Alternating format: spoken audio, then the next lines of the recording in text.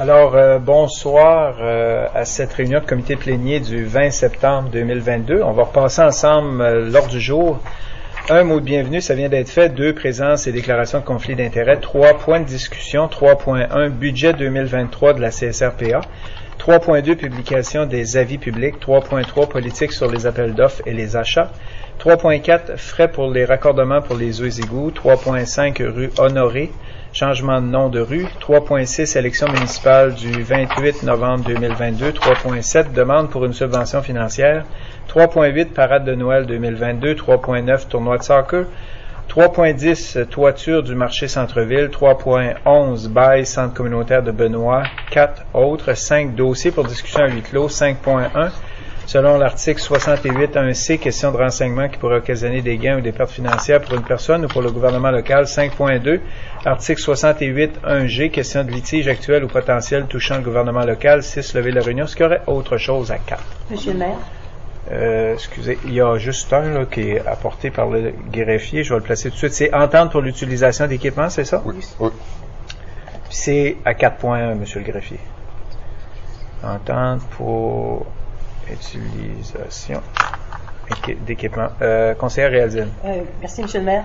Peut-être un résumé de la rencontre avec pour la question des 2 ponts avec le ministère du Transport et le comité.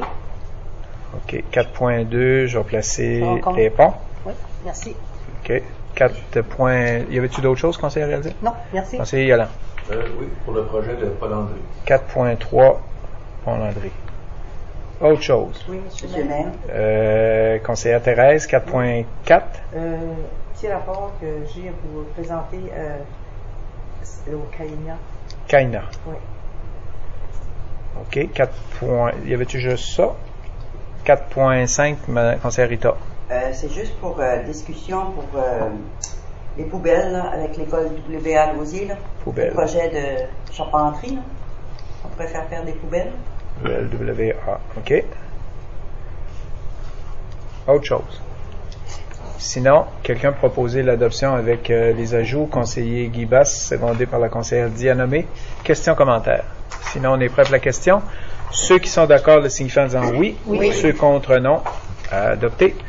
On passe au premier point qui est 3.1, budget 2023 de la CSRPA. Vous avez l'information sommaire ou la présentation, je devrais dire, qui a été faite par M. Viano qui siégeait sur le comité de transition concernant la réforme au niveau de la péninsule acadienne. C'est lui qui a présenté ce rapport-là à la CSR la semaine dernière. Vous avez aussi les informations financières des différents services qu'on avait avant et aussi les nouveaux services obligatoires. Pour faire une histoire courte ou un résumé de la situation, si je peux vous amener à la page 6 de la présentation, il y a une première augmentation qui est tout près de 1 sou. On parle de 0,008 qui veut dire à peu près 1 cent par tranche d'évaluation, qui représente principalement les augmentations au coût de l'essence. Vous savez qu'il y a eu des augmentations majeures, on le vit tout encore aujourd'hui, et des augmentations aussi au centre de déversement à Lorville, à Red Pine. Fait qu'il y a eu des augmentations des coûts. L'autre augmentation, c'est un petit peu plus loin dans le dossier, le même dossier ou la même présentation. Puis on parle d'une augmentation de 2% à la page 12. C'est en lien avec les nouveaux services qui ont été offerts. Disons que les attentes qui étaient présentées par rapport à l'Association des municipalités, qui avaient été présentées peut-être 1 mois, 2 mois passés, on s'attendait à des augmentations beaucoup plus importantes. Fait que ça a été une agréable surprise, malgré qu'à toutes les fois qu'on parle de hausse de taxes, c'est pas une agréable surprise, mais c'est une particularité. Fait qu'on parle de 3 sous d'augmentation. Par rapport à la CSR, fait que je ne sais pas si vous avez des questions par rapport à cette information-là, ou vous avez ni plus ni moins que les détails. C'est certain que je peux vous garantir qu'après la présentation, il y en a qui étaient un peu contents parce qu'ils s'attendaient à plus, mais il y a eu quand même certains questionnements par rapport aux nouveaux services qui était obligatoire, puis on sait que la réforme va occasionner des coûts supplémentaires au niveau de la CSR, mais aussi à ces nouvelles municipalités-là, par rapport au regroupement, certains qui vont vivre des nouveaux budgets en janvier 2023. Conseillère Diane-Amé. Merci, M. le maire. Oui. À la page 9, on parlait aussi d'une augmentation possible. Est-ce que ça, c'est pour les nouveaux membres, les nouveaux services, excusez? Oui. Le total, service de l'ordre de 2%, est-ce que ça comprend tout ce qui avait tout mentionné? Et la comparaison pour notre municipalité va venir un peu plus tard, n'est-ce pas? Oui, c'est certain qu'on parle de 3 sous général au niveau de la municipalité. Nous, ça représente 300 000 à peu près d'augmentation. Fait que c'est probablement aux environs de 3 cents et peut-être un peu plus que ça va représenter. Je sais qu'il va y avoir d'autres rencontres avec la nouvelle directrice générale, puis l'agent de transition vers la réforme, puis avec nos directeurs généraux, le département des finances. Fait que c'est certain qu'on va avoir d'autres informations à venir. Mais ça, c'était en gros qu'est-ce qu'on pouvait s'attendre comme première information concernant le budget 2023. Fait que c'est, comme je dis, il y avait des attentes un petit peu plus ou des craintes que ça allait être un petit peu plus important. Mais là, le gouvernement s'est engagé à mettre de l'argent dans certains services. Fait que ça a diminué l'impact sur certains nouveaux services qu'on va accueillir là, à partir de la prochaine année. Certains nouveaux services sont obligatoires, donc on n'a pas le choix. Exact. Mais comme nous, la collecte des déchets et le recyclage étaient déjà séparés, ça fait ça ne nous implique pas. Pour l'instant, non. C'est certain que dans le futur, on va certainement avoir à poser des questions. Puis c'est bien que vous apportez le point parce qu'il y avait quand même une résolution du Conseil qui date de passer une année, ou en tout cas tout près d'une année, certain, où ce qu'on avait manifesté le désir de quitter la CSR au niveau du département d'urbanisme. Il va probablement falloir qu'au niveau de l'administration, avec la direction générale de la CSR, qu'on regarde aussi à ce côté-là, parce que maintenant, veut pas, la réforme implique les CSR, ça fait partie du bagage là ou de la décision qui a été prise. Fait que le ministre va probablement avoir, un peu comme qu'on avait aussi dans le passé, avoir à décider si jamais on continue à aller de l'avant ou pas. Mais c'est certain que cette question-là va devoir être posée un petit peu plus tard parce que avec certains services obligatoires et la nouvelle définition des CSR, il y a peut-être des technicalités administratives qui vont changer dans le futur aussi. Là. Je sais que j'ai posé la question à la dernière rencontre. Est-ce que le gabarit au niveau des règlements administratifs allait rester les mêmes ou allait changer? Puis la question est partie du fait que on siégeait, on est à peu près 26 ou 28 avec la CSR. Il y avait plusieurs comités sur des services obligatoires où il y avait des rencontres à chaque mois. Exemple, le comité pour les déchets solides, le comité pour les loisirs. Fait qu'il y avait des gens qui siégeaient à la CSR, qui siégeaient sur ces comités-là. Ça fait qu'il y avait beaucoup de réunions. Mais étant donné qu'il y avait beaucoup de représentants, il y avait peut-être des gens qui n'étaient pas sur des comités ou des gens qui avaient peut-être une réunion à tous les 2-3 mois. Mais là, parce qu'on va tomber à 7 à la table de la CSR, ces comités-là restent en place et il y a des nouveaux comités. Fait que la question qui a été posée, c'est à savoir est-ce que ça va changer. Oui, ça va changer. La définition de certains règlements administratifs. Et il y a peut-être des comités que les représentants ne seront pas des maires qui siègent sur la CSR, mais des représentants d'organismes externes. Exemple qui pourrait être, puis je dis juste exemple, ça n'a pas vraiment été donné comme exemple, développement économique, mais au lieu d'être des représentants maires, ça pourrait être des gens qui représentent des organismes de développement économique, puis après, ils feraient des recommandations en exécutif. Fait que, à partir de janvier 2023, on va avoir encore plus d'éclaircissements sur les changements à venir au niveau de la CSR, mais il va y avoir des changements. Merci, M. le maire. Merci. D'autres questions? Conseillère Chantal. Mais ça veut dire que sans parler pour notre budget à nous autres, même pour la municipalité, il y a déjà annoncé une hausse de 3 cents sur le prochain budget. Qu'on l'aime ou qu'on l'aime pas, il est déjà impôt. On n'a pas le choix pour le mettre. Ouais, c'est que le 3 cents représente l'augmentation de la CSR. Oui. C'est certain que nous, puis je pense que ça fait référence aussi à la question de la conseillère Diane-Amé, c'est quand on va commencer à calculer qu'est-ce que représente l'augmentation. Nous, il y a un budget total de la CSR, exemple, si c'est 7 millions, nous, on sait qu'on a 33% ou 36% de la facture, c'est la municipalité de Tracadie qui paye. Fait qu'à partir de cette information-là, on va savoir qu'est-ce que c'est comme montant. Je pense qu'on parle d'à peu près 300 000 tout de suite. Fait que 300 000, on va regarder, nous, qu'est-ce que ça représente au niveau de la municipalité, nos 8 quartiers. Puis on va être en mesure d'avoir les chiffres exacts, mais on peut s'attendre à avoir des augmentations, comme je dis, là, de 3 cents environ et peut-être plus pour le prochain budget. Puis ça, c'est seulement pour la CSR. Ça ne comprend pas l'inflation pour le conseil. Ça ne comprend pas les différents services et autres. Sais-tu qu'il y a des gens qui nous entendent pas? Il semblerait que le son ne fonctionne pas, monsieur le maire. OK. Mais, pourtant, il fonctionne ici. Ouais. Oui. C'est celui du maire. Ouais, c'est le seul qui a parlé. Lundi passé non plus, il n'a pas. Non, il doit être correct. OK. On va essayer de me coller plus. Oui. Je sais que les gens sur leur ordinateur, j'ai eu la même chose. À un moment donné, j'écoutais une partie, puis quand je regardais, il y a un endroit que tu peux monter le son, puis c'est plus facile aussi. Là. C'est peut-être une particularité. Je ne sais pas si ça répond à votre question. Oui. Fait que c'est ça, on peut s'attendre à des augmentations déjà pour le prochain budget, puis ça concerne juste la CSR, nonobstant les autres services qu'on a. Exactement. Oui. OK, merci. Conseillère Réaldienne. Merci, M. le maire. À la page 9, on parle des nouveaux services. Pour la population, quand on dit que le total de services qu'on ajoute à la CSR, puis c'est non optionnel, est-ce qu'on peut les donner, Oui, les citer? C'est important parce que les gens vont savoir qu'est-ce que c'est les nouveaux services que la CSR va donner pour le montant qu'ils demandent. Oui. Merci. Oui. Au niveau des services obligatoires qui vont être ajoutés, il y a le service de développement économique, il y a le service de développement communautaire, il y a le transport régional, il y a les infrastructures régionales et il y a la sécurité publique.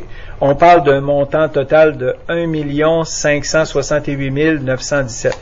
Là-dessus, toutefois, faut peut-être se référer aussi parce que j'ai mentionné tantôt qu'il y avait des services qui étaient financés aussi par le gouvernement. Fait qu'il y a de l'argent qui va provenir du gouvernement. Nous, en réalité, qui va être ajouté aux membres, ça veut dire aux payeurs de taxes de la péninsule, on parle de 736 692. Les autres montants d'argent, qui est à peu près 800 000, vont être ou provenir de contributions du gouvernement dans différents secteurs ou différents ministères. Oui. Autre question, commentaire? Sinon, je ne sais pas si on n'avait pas besoin de résolution, Monsieur le greffier, c'était seulement à titre d'information. 3.2, publication des avis publics. Vous avez l'information justement qui a été présentée au Conseil. Je vais peut-être me permettre la petite note. La dernière fois que la municipalité a fait paraître un avis dans l'Acadie Nouvelle pour un rezonage, c'était en 2016 et cela coûtait environ 400 à 500 $. Depuis la nouvelle loi sur la gouvernance locale, la municipalité n'a plus l'obligation de faire paraître des avis dans un journal local. Elle peut simplement le faire sur son site Internet. La municipalité fait aussi la plupart du temps l'envoi d'une copie de l'avis dans le voisinage de la demande de rezonage. À ce jour, la municipalité n'a pas reçu de plainte concernant les avis publics. Là, quand on parle de plainte, c'est une plainte écrite et signée par le plaignant. Le coût pour une demande de rezonage est de 1500 $ et cela comprend tout le travail qui est fait. Si le Conseil recommande de publier un avis public dans l'Acadie Nouvelle, il faudra probablement augmenter les coûts de 500 $ pour un total de 2000 $. Fait que si on décide d'aller de l'avant avec des publications, il va falloir considérer qu'il va falloir demander un peu plus pour, si je comprends bien, un rezonage. Fait que la facture au client passerait de 1500 à 2000 $. Question. Conseillère Dianomé. Merci, M. le maire. Oui. Je me souviens, c'est moi qui avais soulevé le point. Là. Oui. À une époque passée, on faisait la publication dans l'Acadie Nouvelle. Est-ce que M. le greffier se souvient si ceci faisait une différence? Comparé à maintenant qu'il n'y a plus rien sur l'Acadie Nouvelle, c'est sur les réseaux sociaux, puis on sait qu'un certain pourcentage de gens ne sont pas sur les réseaux sociaux, surtout les plus âgés. Est-ce qu'il y a vraiment une différence? Monsieur le greffier. C'est qu'avant, on avait l'obligation de faire des avis publics dans les journaux comme l'Acadie Nouvelle. La plupart du temps, à l'époque, c'est qu'on n'envoyait pas d'avis public au voisinage. On se fiait seulement aux journaux. Par rapport à aujourd'hui, d'après moi, le monde, j'ai l'impression que la population est aussi bien informée, peut-être même plus, surtout depuis qu'on envoie les avis au voisinage. C'est peut-être plus d'ouvrage pour la municipalité, mais en même temps, ça informe mieux la population. Puis, le monde sait qu'à l'époque, il y en a qui se plaignaient que même quand on publiait dans l'Acadie nouvelle, qu'ils ne voyaient pas les avis parce que la plupart des citoyens ne vont pas lire les annonces ou ce que on publie. Là, ça fait la plupart du monde, à ma connaissance, à l'époque, les voyait pas plus qu'aujourd'hui. Là. Exact, et tout le monde n'a pas l'Acadie nouvelle non plus. Et merci, ça répond à ma question et ça répond à la question que j'avais pas posée au mois d'août. Merci. Est-ce qu'il y a d'autres questions, commentaires? Juste un petit commentaire. Oui, conseillère Rita. Ça a arrivé que j'ai eu mon avis par le courrier, puis j'ai bien apprécié. Parce qu'au moins, j'étais au courrier, puis j'ai vu ma lettre. Puis je savais pas ce qui se passait alentour de ma maison, mais là, avec la preuve écrite, j'étais bien contente de recevoir. Maintenant, les lettres sont envoyées dans un rayon de certaines distances de l'événement, si on peut appuyer sur un événement, ou peu importe qu'est-ce qui va se passer. Les gens sont informés de façon personnelle. C'est envoyé une lettre à chacun des résidents. À eux d'y répondre ou ne pas d'y répondre. C'est ça. Merci. Merci. Si on poursuit avec 3.3, s'il n'y a pas d'autres questions, commentaires, sur la politique, sur les appels d'offres et les achats. Il y avait une question d'un membre du conseil, puis ça concernait justement la modification qu'on avait faite, puis que c'était au conseil d'autoriser ou pas un employé à participer à une conférence tenue à l'extérieur du Nouveau-Brunswick, exemple dans les provinces atlantiques ou du Québec. Fait que s'il y avait ce questionnement-là à être apporté au niveau du conseil, puis il y avait aussi une demande ou une recommandation de l'administration concernant les ouvertures publiques pour les appels d'offres de soumission de prix, soit entre 5 000 et 49 999. Peut-être discuter de la première qui concerne la question d'autoriser par le conseil un employé à participer à une conférence dans une autre province. Ça fonctionne-tu, M. le greffier? On a dit qu'à l'extérieur, ça ne fonctionne pas. Ah non, c'est vrai. Mais ça fonctionne ici. Oui. Ici, tout est beau, là. Oui. Donc, on l'entend ici. Oui. Quelque chose qu'il va falloir regarder. L'autre fois, c'est la caméra qui avait manqué, puis seulement le son qui fonctionnait. Fait. Question, seulement? Oui, question, conseiller. Concernant un employé qui veut assister à une formation ou une conférence, peu importe, oui. À l'extérieur, dans les provinces atlantiques ou au Québec, est-ce que ça ne pourrait pas être une décision prise par le DG? Je sais que ça implique de l'argent. Oui. Mais la municipalité a un certain montant pour le conseil, oui, mais est-ce que le montant de la municipalité pour la formation inclut les employés? Oui. Si ça inclut les employés, le montant d'argent est là. Si l'argent est disponible, il me semble que c'est pas un montant exorbitant non plus, là. C'est pas 25 000 non plus, là. Oui. La direction, l'administration pourrait prendre la décision sans que ce soit apporté au conseil. Oui. C'est certain qu'il y a un budget de toute façon qui est voté par le conseil en début pour l'année financière en cours. Oui. C'est certain que le directeur général et la directrice des finances sont probablement les plus habilités ou sont plus à la fine pointe de l'information pour décider s'il reste des sous ou pas et de permettre ou pas que le conseil. Des fois, ça permet juste d'avoir un laps de temps avant que l'employé puisse assister ou s'inscrire, puis des fois, la date est passée. Je ne sais pas, M. le greffier, mais M. le DG, à partir des commentaires de la conseillère, si vous voulez ajouter. Je pense que qui avait été suggéré par la conseillère Réaldine Robichaud, c'était justement dans le voisinage du Nouveau-Brunswick, c'est-à-dire le Québec et les provinces atlantiques, on s'en occupe. Après ça, là, ça commence, qu'on faut aller en Alberta, ou là, ça commence à être plus, des honoraires vont être plus hauts, donc on l'amènera au conseil. Puis habituellement, c'est toujours des rencontres atlantiques ou avec le Québec qu'on fait. C'était juste pour simplifier beaucoup, je pense, qu'est-ce que Mme Robichaud avait proposé, simplifier beaucoup la paperasse de venir au conseil pour ça. Puis oui, habituellement, on a des budgets de formation ou des déplacements pour nos employés qui sont déjà dans le budget. Est-ce qu'une réunion ordinaire, ça va prendre une résolution pour le changement? Monsieur le greffier. Oui, étant donné que c'est une politique que le Conseil a adoptée, tout changement de politique doit recevoir l'approbation du Conseil en réunion ordinaire. Est-ce que ça peut être apporté le plus vite possible? Si vous en faites la proposition pour une directive. Je le fais. Je suis. Proposé par la conseillère Diennomé, secondé par la conseillère Réaldine. Question, commentaire?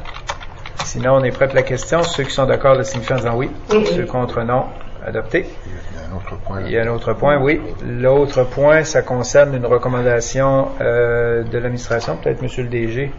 C'est que vous vous rappelez qu'avec la politique de la province, on a changé les niveaux qu'on pouvait faire des achats. C'est-à-dire maintenant de 5 000 à 49 999, on peut aller avec juste des demandes de prix. C'est certain avec des spécifications. Et quand on demande, on n'a pas changé la ligne que vous voyez ici, c'est-à-dire qu'il faudrait ouvrir les soumissions de prix publiquement. Mais les soumissions de prix, des fois, on a ça par courriel, on a ça livré au bureau. Donc, ça ne correspond pas avec la nouvelle politique. Il faudra qu'on change que pour des demandes de prix, qu'on n'a pas besoin d'ouvrir au public. Là. C'est ça qu'on propose ici. Là. C'est juste pour s'aligner avec les changements qu'on avait faits cet été. Question. Conseiller Yolland. Quand vous faites vos demandes de prix, ça comprend toujours 3 demandes. Oui. Merci. 3 demandes, autant qu'on essaie de trouver des fournisseurs, souvent, pas souvent, je ne veux pas dire souvent, quelquefois, on a juste 2 retours, mais on fait notre possible, puis des fois on peut aller, si on a qu'on aurait 4 fournisseurs dans la municipalité, on va essayer d'aller voir tous les 4. Là. Autre question. Sinon, Monsieur le greffier, ça prend une directive pour proposée par la conseillère Rita, secondée par la conseillère Diennomé. Question, commentaire? Sinon, on est prêt pour la question. Ceux qui sont d'accord le signifient en disant oui. Oui. Ceux contre non, adopté. 3.4, on parle ici de frais pour les raccordements pour les eaux égouts. Ça avait été discuté quelques mois passés qu'il y a certaines municipalités qui avaient des coûts moins élevés que la municipalité de Tracadie. Je sais qu'il y avait eu quelques questionnements par rapport à ça. Il y en avait eu même avec l'autre conseil. À ce niveau-là, surtout avec des nouveaux branchements, il y avait plusieurs citoyens qui trouvaient que ce qu'on chargeait était excessif. Puis quand ce qu'on a comparé avec d'autres municipalités, c'était le cas. On avait eu des explications de l'administration du département des travaux publics pour dire que ça va aussi en fonction de comment le système est bâti puis combien de stations de pompage on a. Fait que ça reflétait aussi notre réalité ou de la façon que le service était fait ou où les tuyaux passaient dans la municipalité. Fait que ce qui avait été entendu, c'est que ça soit apporté dans un plénier puis qu'on regarde au niveau de l'arrêté qui le concerne. Fait que le monsieur le greffier a imprimé pour vous la politique de la voirie. Alors, je ne sais pas s'il y a des questions ou des commentaires ou des changements, ou monsieur le greffier, si vous avez des particularités ou des recommandations à faire, mais la parole est à vous. Conseillère Diennomé. Merci, M. le maire. Lors de vos recherches avec d'autres municipalités, parce qu'ici, ça impliquait comme les cas que lorsque le système d'égout était d'un certain côté et que les personnes voulaient se construire ou voulaient avoir accès du côté opposé.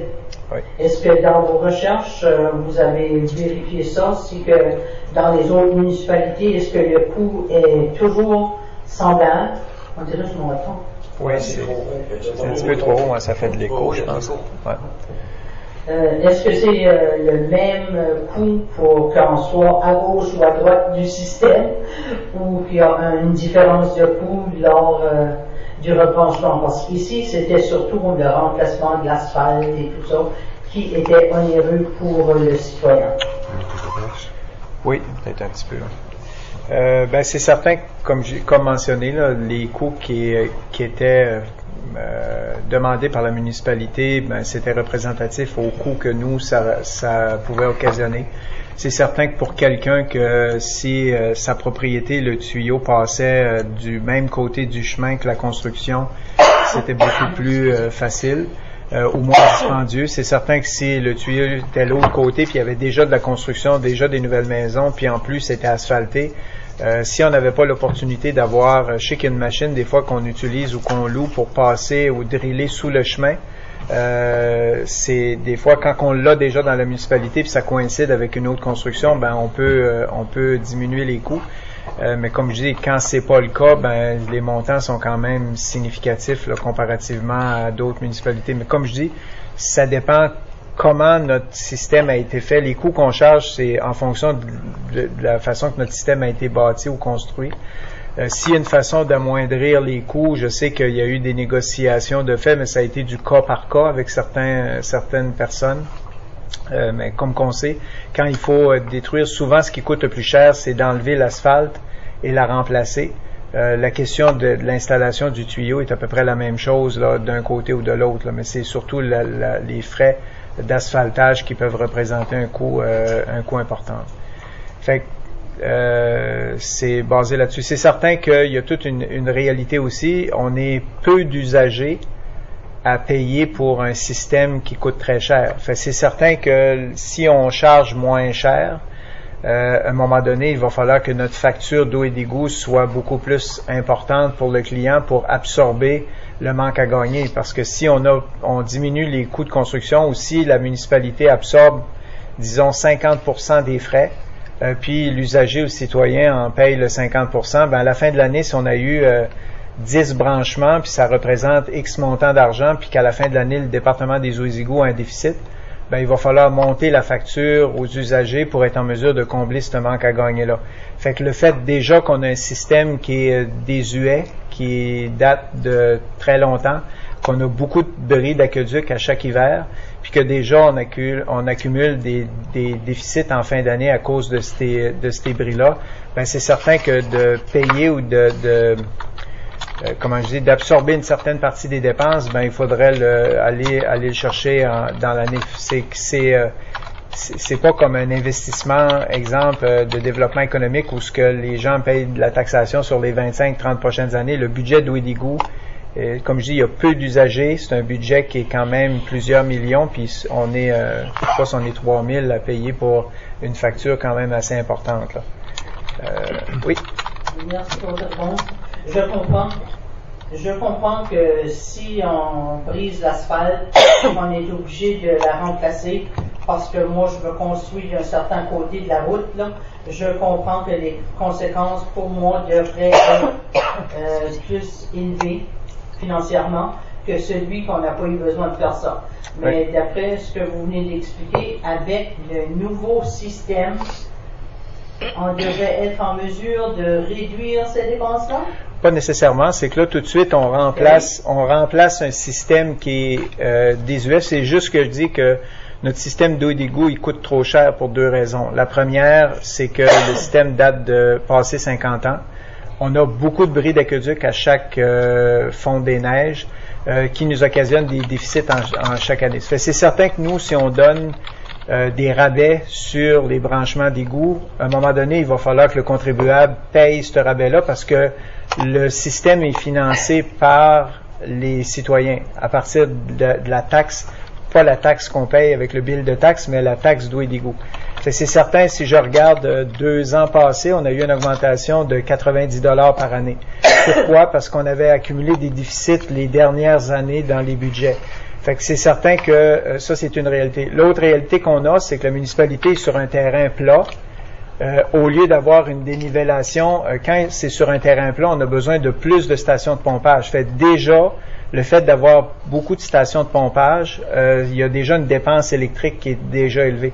Fait que de la façon que, comme je dis, de la façon que notre système est bâti, l'âge du système et par rapport à ces choses-là, ben les frais qui sont chargés aux usagers, c'est quasiment cent pour cent que qu'est-ce que ça coûte annuellement. Fait si le conseil décide de donner un allègement sur les branchements d'eau et d'égout, ben il va falloir augmenter la facture aux contribuables pour pouvoir absorber cette nouvelle dépense-là ou cet incitatif-là de branchement. C'est que le jeu ou la marge n'est pas grande entre, comme je dis, les revenus puis les dépenses. Fait que c'est certain, si on décide de mettre, 50 000 dans le budget pour des branchements pour amoindrir la facture des gens, ben il va falloir aller chercher ces 50 000-là au niveau de la taxation. Fait que c'est tout un calcul. Je pense que ce calcul-là pourrait être posé pourrait être posé ce soir. D'une certaine façon, puis amené dans une prochaine finance. Fait que le département des travaux publics et le département des finances pourraient dire, OK, si on décide de placer 50 000 $, exemple, pour un allègement sur les branchements d'eau et d'égout, qu'est-ce que ça peut représenter sur la facture? C'est une augmentation de 5 $, c'est une augmentation de 10 $ sur la facture. Comme je dis, on n'est pas beaucoup d'usagers à payer. Fait que c'est certain que dès qu'il y a un changement majeur, dès qu'on a un changement de 100 000 $, parce qu'un bris d'aqueduc peut coûter facilement près de 100 000 $, il y a un impact sur le budget d'opération des eaux et égouts. Et c'est sûr qu'avec le nouveau système, qu'on n'aura pas autant de bris surprises qu'on en a actuellement. Exactement. Puis peut-être que dans un prochain avenir, le système sera beaucoup plus fiable. Il y aura moins de bris d'aqueduc ou de situations comme ça qui nous font douter du budget qu'on fait chaque année. Puis dans ce temps-là, on pourrait regarder, comment ça va représenter. Il y a aussi la question, si on rénove notre système, qu'on a beaucoup de développement économique, puis qu'à un moment donné, on a plus d'usagers qui se branchent au service d'eau et d'égout, ça va améliorer les revenus. Si on a moins de dépenses parce qu'on a moins de bris, parce que le système est neuf, on va peut-être revenir qu'à prendre le dessus sur les dépenses qu'on a, puis on va peut-être pouvoir envisager que ça coûte moins cher pour les nouveaux citoyens qui vont se brancher. Merci, M. le maire. Merci. Conseiller Yala. Juste pour faire du pouce un peu sur vos commentaires, je me rappelle que l'ancien DG avait vérifié ça, puis notre municipalité avait plus de stations de pompage que certaines grandes villes. Oui. À cause justement parce qu'on est au niveau de la mer. C'était quelque chose qui avait vérifié, puis c'est pour ça que nos frais sont probablement chers. Oui. Puis toute la question des pompes, je pense qu'on a au-delà de 30 stations de pompage, puis c'est quand même du matériel qui est vieux, qui coûte excessivement cher. Puis le fait qu'on a beaucoup d'infiltration d'eau dans le système, on surtaxe, les pompes marchent ou fonctionnent, je devrais dire, souvent et pratiquement jour et nuit. Ça fait que les coûts d'opération sont très élevés, puis il y a beaucoup de bris aussi. Fait que c'est certain que dès qu'on va avoir un système beaucoup plus récent, puis qu'on va pouvoir avoir des meilleures prédictions sur nos dépenses annuelles, on sera en mesure de considérer que ça peut représenter certains avantages. Mais tout de suite, notre système d'eau et d'égout demande un gros exercice de la part du département des travaux publics là, pour éviter que ça coûte plus cher aux résidents ou aux usagers. Là. Merci. Merci. Autre question, commentaire?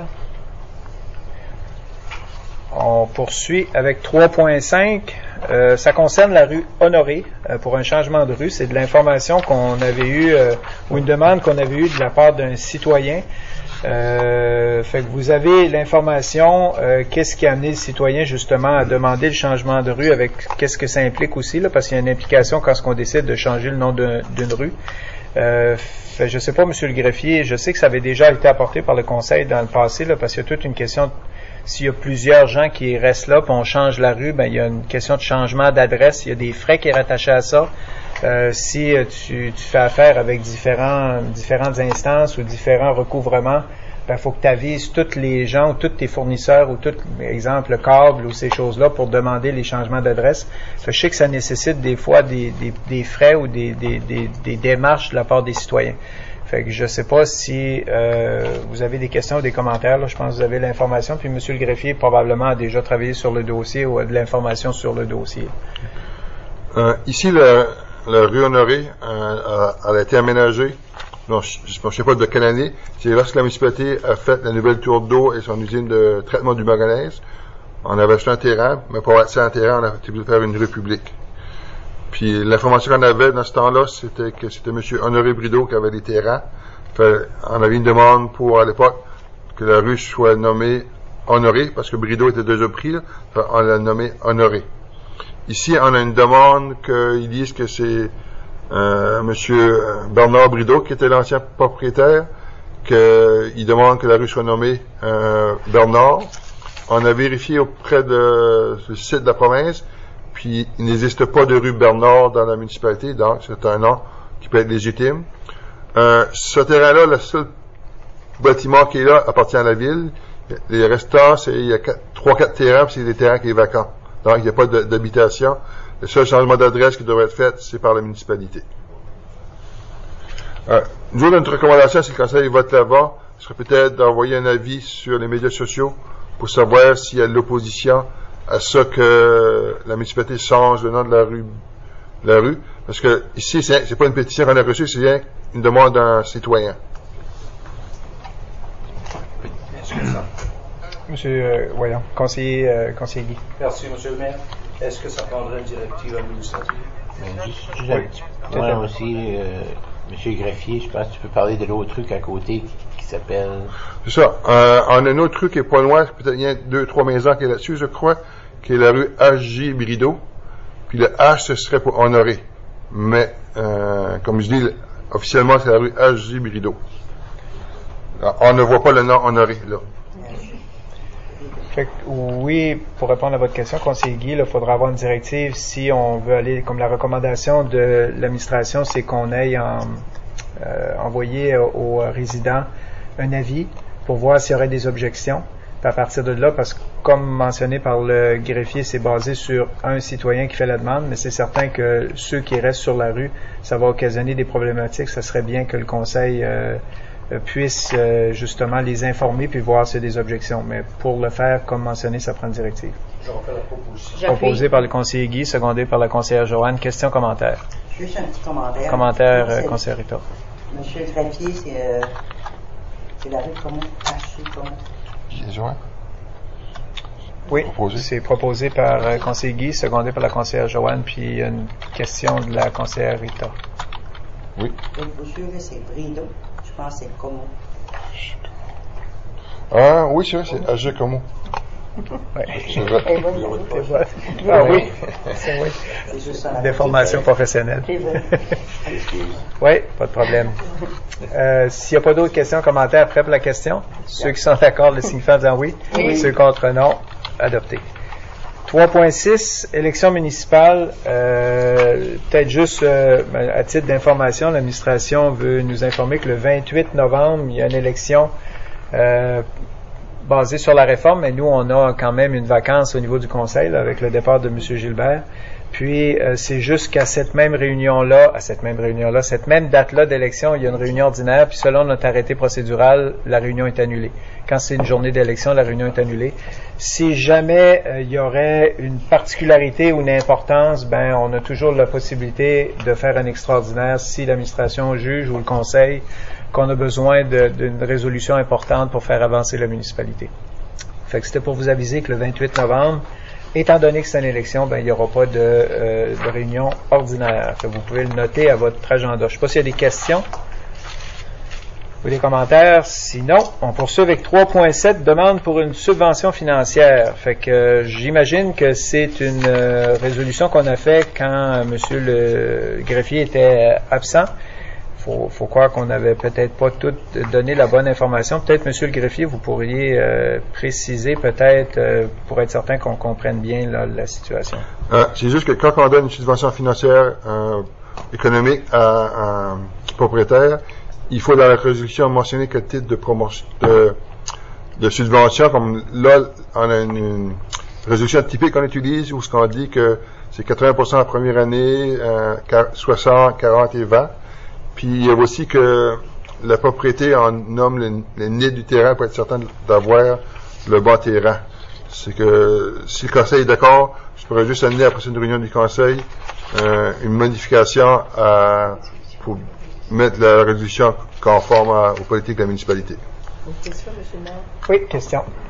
Disons, est-ce que c'est bien la rue du Couvent ou la rue de Lens?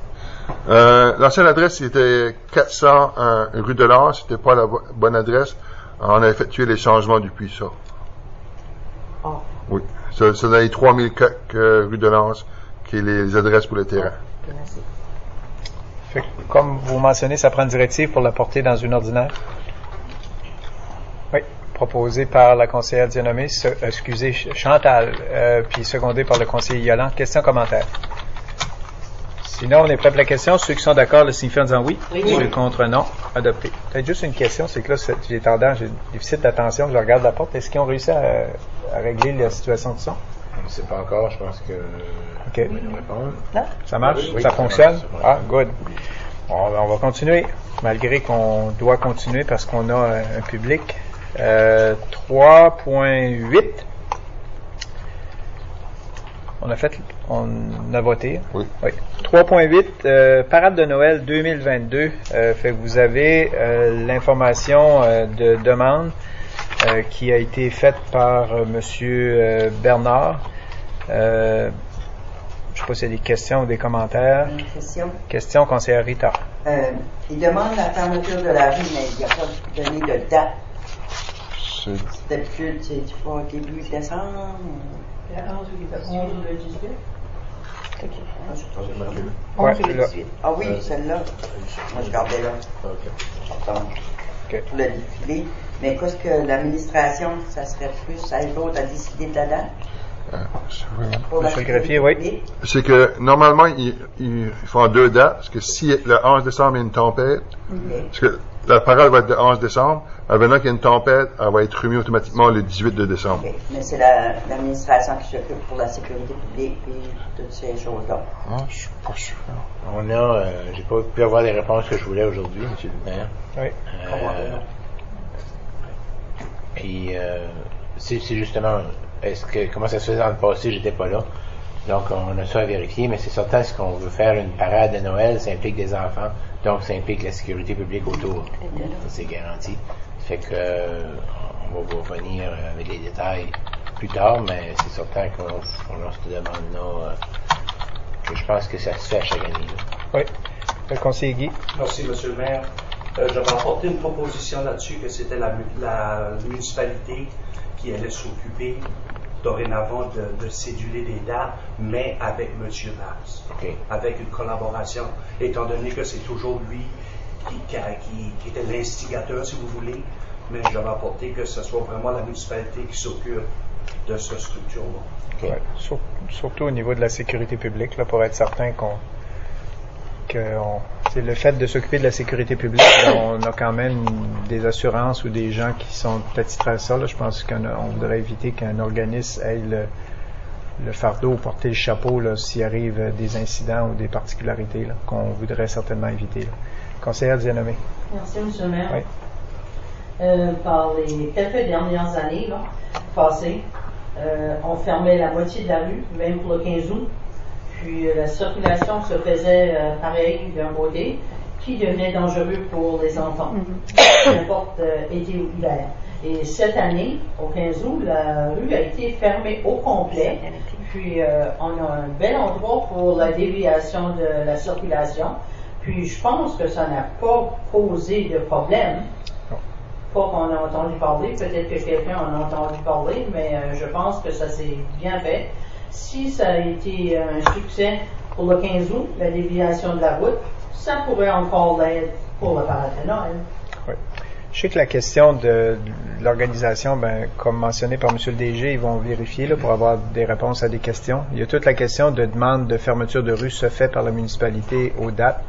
Ça, c'est la demande se fait par la municipalité, par le département. Fait que je ne sais pas s'il y a d'autres questions ou des commentaires. Conseiller Yolande.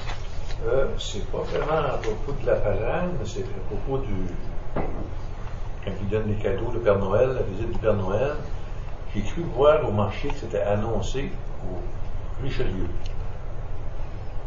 Je sais que ça avait été parlé. Est-ce que ça a été changé ou discuté avec M. Bass?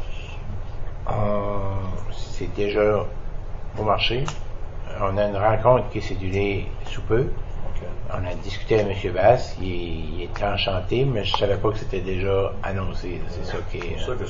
Fait que moi aussi, ça me surprend un peu, mais regarde, si M. Bass est au courant, puis on est supposé de se rencontrer. On était supposé de se rencontrer à mon retour de vacances, qui est aujourd'hui, fait que dans les prochaines semaines, c'est sur l'agenda. Parce qu'on veut se rencontrer aussi avec le Club Richelieu, puis voir comment est-ce qu'on peut tout faire ça ensemble, puis avoir une activité sécuritaire. Merci. Conseiller Dianomé. Je sais que j'ai déjà eu mon tour, M. Maire, mais c'est par rapport aux commentaires de conseiller Yolande. Oui. OK, merci. Les 2 dernières années, je pense avec le petit village, c'est là que les cadeaux étaient remis. On n'en remettait pas sur la rue. Je crois. C'était au mini-parc. C'est ça, au mini-parc. Ça fait. On n'a pas encore eu de nouvelles officielles. On sait qu'il y a possibilité de changement. Mais c'était là que les cadeaux se faisaient. On avait éliminé ce danger-là de la circulation et de la remise de cadeaux aux enfants. Puis M. le greffier me précise que le seul temps que la distribution des cadeaux a changé, c'est à cause de la pandémie. Le fait d'avoir la proximité de donner les cadeaux directement aux enfants, c'était plus difficile sur la rue principale, fait que ça a été changé avec le petit parc dans la région de Shayla, parce que les cadeaux partaient là, dans une genre de glissade là, pour être certain qu'il n'y avait pas de contact avec les gens. Fait, c'est certain que j'imagine qu'avec la rencontre qui va être faite là, avec M. Bernard, puis le département des loisirs, puis les Richelieu, si ça les implique, on va avoir d'autres éclaircissements ou d'autres informations pour le conseil. Je pense qu'en réservant une soirée pour chaque quartier, ça facilitait les choses. Oui, c'était plus sécuritaire aussi. Oui, exact. Merci. Oui, autre question, commentaire?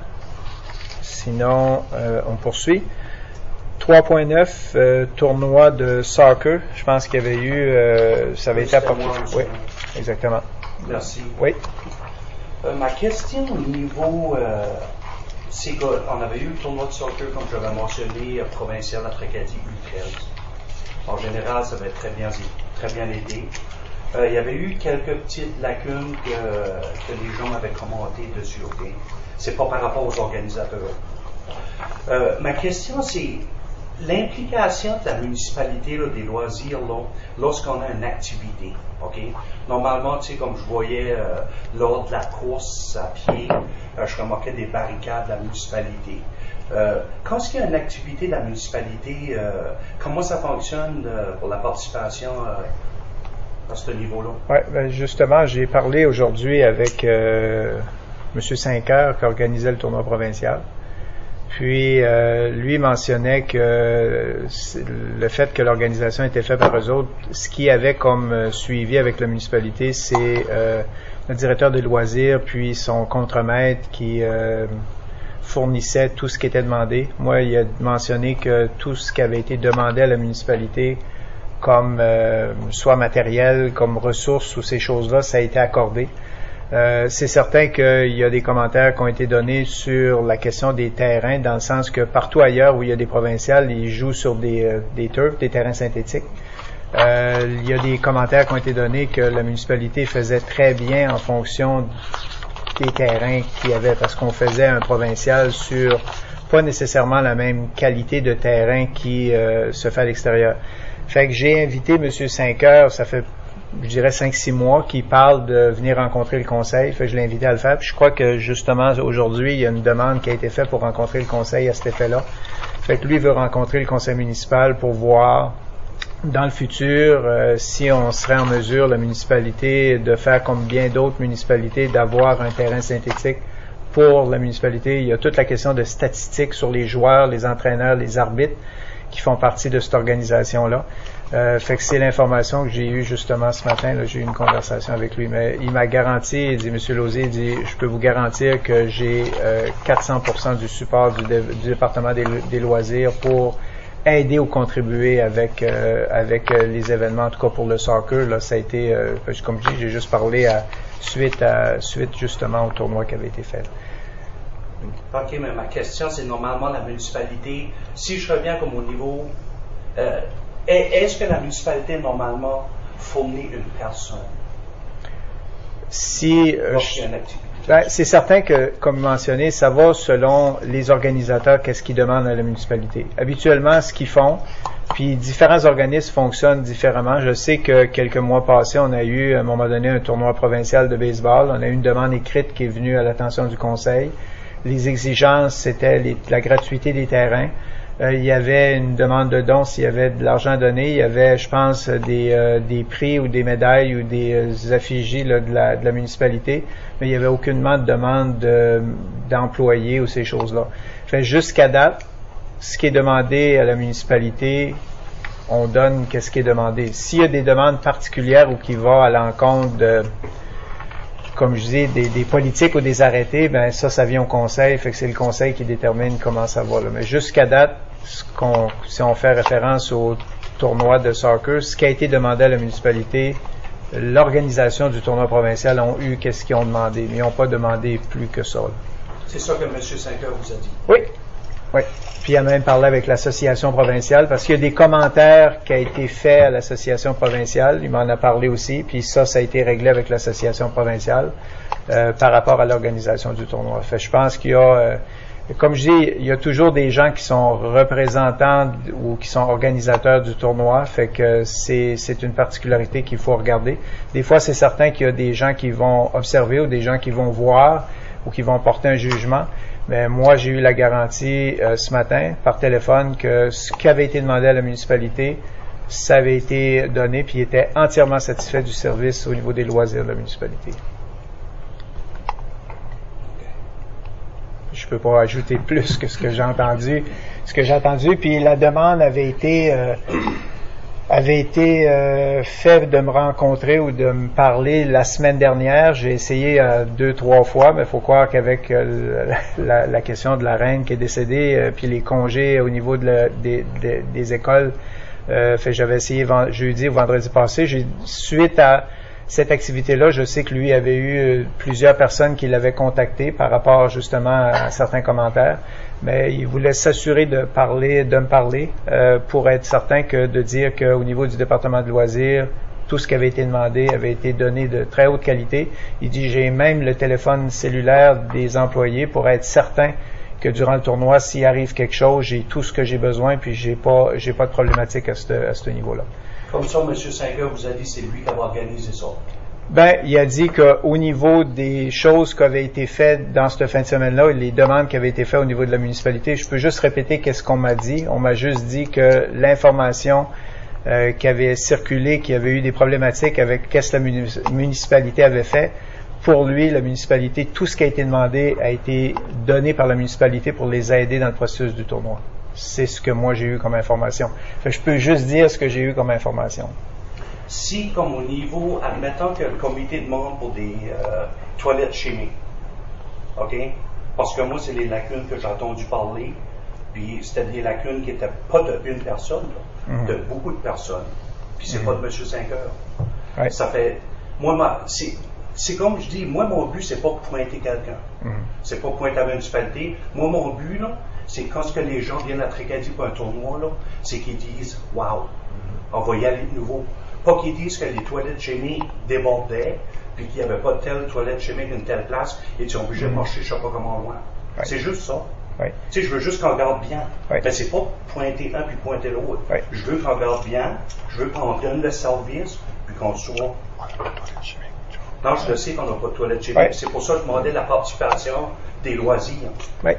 C'est juste ma question, c'est juste ça, c'est pas pointer personne. Oui, mais je reviens justement avec la question. Moi, ce qu'on m'a précisé, c'est que tout ce qui a été demandé à la municipalité a été donné ou contribué par la municipalité. C'est certain que si on demande pas certaines choses, c'est impossible de l'avoir. Ça fait partie des détails que faut.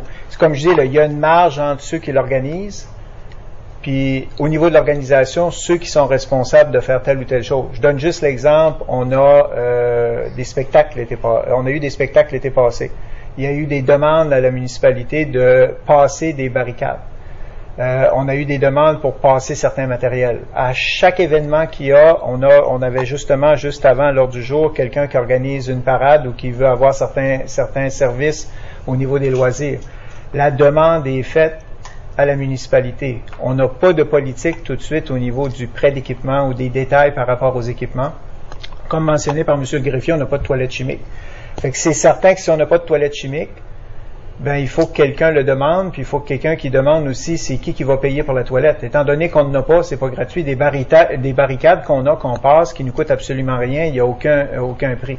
Normalement, s'il y a une demande de fait au niveau des toilettes chimiques, la demande va venir au conseil parce qu'il faut qu'on autorise aussi des montants d'argent associés à ça, là, par rapport à ça. Qui va être responsable des payer, qui va être responsable des installer, qui va être responsable de le faire. Mais à moins que je me trompe, il n'y a aucune demande au niveau du comité provincial qui est venu au niveau du conseil pour ce genre de demande-là. Mais par rapport à l'entretien des terrains, par rapport à la coupe d'herbe ou par rapport à des choses qui ont été demandées, ce qui a été demandé à la municipalité a été donné. Moi, c'est la précision que j'ai eue cet avant-midi. Merci, monsieur. S'il y a d'autres commentaires, je me dis ces commentaires-là devraient peut-être venir au niveau de l'administration. À partir de là, l'administration pourra regarder avec le département des loisirs c'est quoi les préoccupations. C'est juste que là, il y a des, comme je dis, il y a des organisateurs qui sont responsables de faire de quoi, puis il y a des gens qui viennent assister comme spectateurs ou il y a des gens qui viennent comme parents assister. Fait que c'est certain que si les organisateurs, je donne l'exemple, puis c'est public, je pense à la sortie dans l'Acadie Nouvelle, il y a eu un spectacle qui fait pas longtemps à Sheboygan, puis il y a personne qui a pensé d'avoir un bar. Puis la personne qui a décidé de faire qui faisait le spectacle a décidé de faire acheter de la boisson pour l'offrir aux spectateurs parce qu'il y avait de la critique à ça. Fait que c'est certain que on peut avoir de la critique des citoyens ou des gens ou des spectateurs, mais les organisateurs ont une part de responsabilité sur ce qu'ils demandent. On peut juste offrir ou donner ou passer ce que les gens demandent. Puis il y a certaines demandes que c'est le conseil jusqu'à date, à moins qu'on ait des politiques différentes qui décident de certaines choses. Ça a été un sujet, ça, au niveau du conseil. Pour quelle raison? Que l'administration n'aurait pas le pouvoir de décider si oui ou non ils vont participer ou aider à certaines choses, donc passer des barricades ou passer le marché ou ces choses-là. Beaucoup de demandes viennent au conseil par rapport à ça. À un moment donné, quand les demandes viennent pas au conseil, puis que l'administration est pris à on prend-tu la décision, on prend pas la décision, ben ça amène une critique là, si le matériel ou les choses ont été fournies ou pas fournies. Fait que je pense que si on veut avancer, si on veut être peut-être plus proactif, puis si on veut être peut-être avoir peut-être pas nécessairement un meilleur contrôle, mais garantir justement que tout événement qui se fait à la municipalité, que ça soit wow, qu'il manque rien, ben ça serait bien qu'on prévoie peut-être d'avoir des employés qu'on permet, parce qu'on sait que s'il y a des employés qui vont travailler les soirs, les fins de semaine, puis si pour chacun des tournois, il y a des employés qui sont là, ben ça va faire partie au niveau des salaires de qu'est-ce qu'on peut faire. C'est certain que si on veut augmenter les services, la qualité des services, le nombre d'activités et la qualité des activités, ben ça se peut que ça va prendre peut-être plus d'employés, puis il va falloir mettre de l'argent dans le département pour le faire. Il ne faut pas oublier que le département des loisirs fait des miracles avec le peu d'employés qu'ils ont, surtout au niveau de l'organisation des employés, des activités pour les employés. Là. Fait que je pense que c'est un très bon point, c'est quelque chose qu'il va falloir regarder, mais c'est certain que, comme je dis, chaque demande, si on s'attend d'avoir certaines choses de la municipalité, il faut s'assurer que les demandes ont été faites et que les demandes ont été accordées. Parce que s'il y a une implication financière, c'est le conseil qui décide. OK. Mais au niveau de la course à pied, là, comme je mentionnais tantôt, là, quand les barricades sont placées tout le long de la rue de la Renault, c'est qui les place ces barricades-là? Je sais que la course à pied, il y a une demande qui a été faite au conseil pour le 10 km. Puis il y a du matériel qui a été demandé. Il y a même la piscine qui avait été demandée, ça a passé en conseil.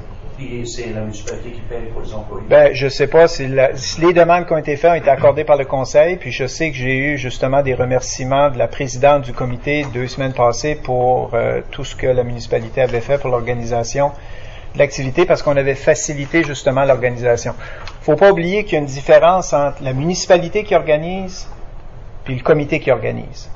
Si le comité provincial, c'est pas la municipalité qui l'organisait. Ça, c'est une chose. Fait, si c'est pas la municipalité qui l'organisait, c'est pas la municipalité qui doit être blâmée. Si on décide d'organiser l'activité du 15 août, puis qu'il y a des commentaires qui se font, ben, les commentaires nous reviennent parce que c'est la municipalité qui l'organise. Mais le championnat provincial, la municipalité n'est qu'un partenaire ou un collaborateur en fonction des demandes qui sont faites. Mais la municipalité, pour chacune des activités qui sont organisées par des tierces parties, si la tierce partie ne demande pas la participation de la municipalité ou ne demande pas certaines choses à la municipalité, comment la municipalité peut deviner que ces choses-là sont importantes? Fait qu'on peut pas arriver puis dire qu'une organisation qui se fait pour une fin de semaine, pour 2 jours, puis que les gens sont pas avisés qu'ils doivent être là, ou qu'ils sont pas avisés qu'ils doivent être là de telle heure à telle heure, puis qu'il arrive un incident, si la demande n'a pas été faite, ces gens-là sont supposés d'être en vacances ou sont supposés d'être en congé, ben ils sont pas supposés d'être là. Fait, s'il arrive un incident puis ça n'a pas été prévu, est-ce que c'est la municipalité qui doit être blâmée ou c'est l'organisation qui n'a pas pensé de le demander ou de prévoir ça dans l'organisation? Mais il ne faut pas oublier que des fois, on prend certains commentaires personnels ou on prend certains commentaires comme municipalité qu'on ne fait pas les choses comme il faut, mais au départ, la question qu'il faut regarder, c'est qui était l'organisateur. C'est qui était l'organisme. C'est qui était responsable des demandes et c'est quelle demande a été faite pour justifier, pour dire que la municipalité avait un rôle ou n'a pas joué son rôle ou dans une situation où elle devait le faire. C'est qu'avec la multitude d'activités qu'il y a dans la région, puis je peux vous garantir que dans l'été, il y en a beaucoup, nos employés sont très sollicités.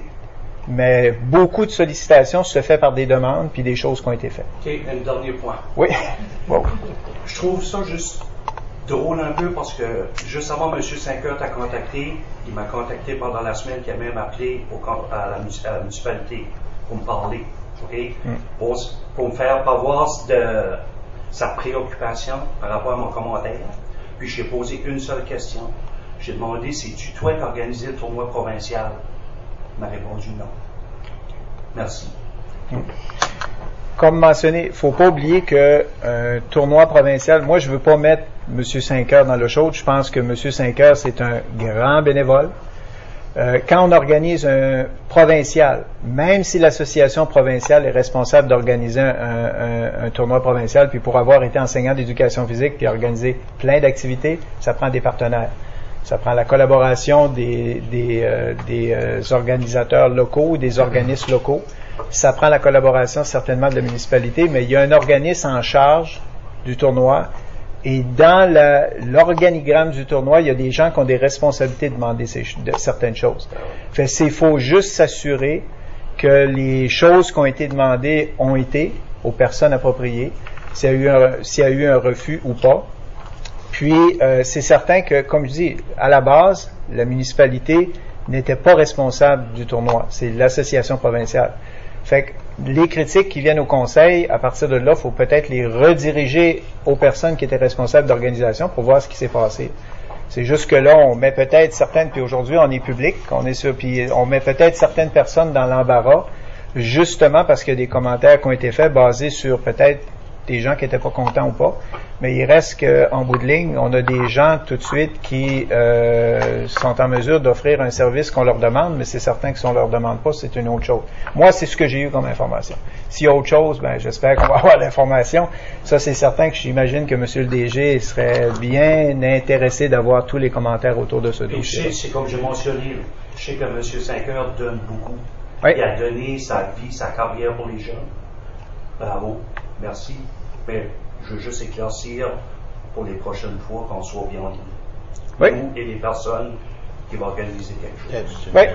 Monsieur le DG. Moi, je pense que la morale de cette histoire, c'est qu'il faut que les demandes soient faites par écrit. Tu vas pas me chercher de l'eau. Les demandes soient faites à l'avance, qu'on peut répondre aux demandes.